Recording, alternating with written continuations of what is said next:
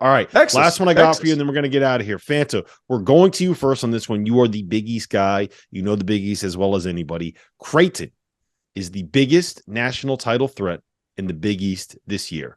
Buy, sell, hold. Sell. It's Marquette. Ooh, I like it. Like it. They are that good. They are ranked, shameless plug, they are ranked 8th as we're talking in the Fox Sports Weekly Top 15. They should be a top 10 team in the AP poll. I don't think they will be because AP voters are stubborn and weird and old. Sorry, but it's true. Guys, they're playing out of their minds. I mean, this is a team that's won 13 of its last 15 games. Tyler Kolek has 189 assists. 189 assists with a lot of basketball to be played. Yep. It's absurd in 24 games to total close to 200 assists. Cam Jones is an elite bucket getter.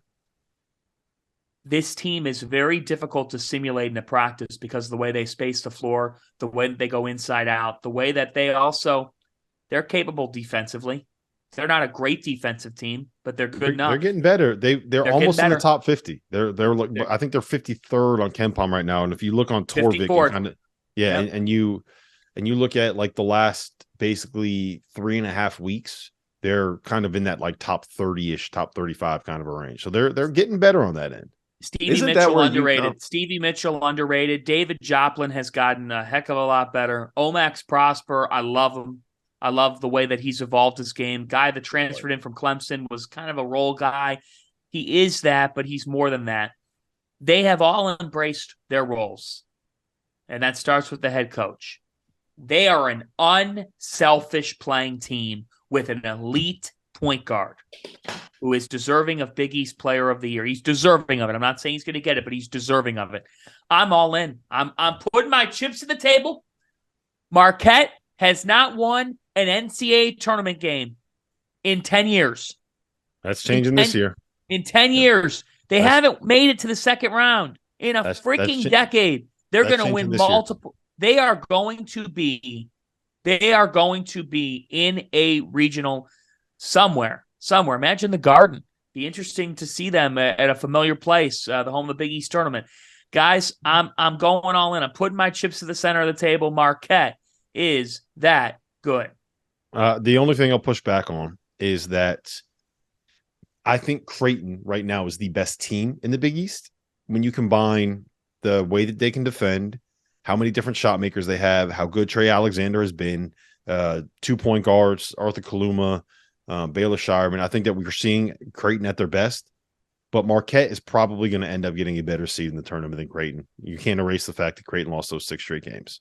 So it kind of is what it is. Creighton's probably looking at like things go well for them, 5, 6, maybe a 4 seed. I think Marquette has a chance to get up into like the 2, 3 seed line, which makes it a lot easier to make a run. T.O., you got 30 seconds. What do you got? Anything to add?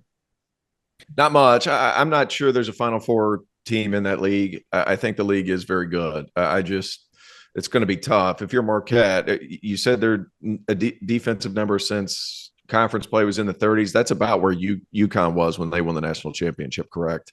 And they have, for their adjusted defensive efficiency and all that stuff, I think it was in the mid-30s when Kimbo was on the team. Or was it? No, it was Shabazz Napier. Excuse me. So when it was Shabazz, they were a top 10 defense and outside the top 50 in offense. They were actually – that Shabazz Napier, Ryan Boatwright team was the worst offense heading into the NCAA tournament that won a national title in the KenPom era. Yeah, I just you know who the worst defense was?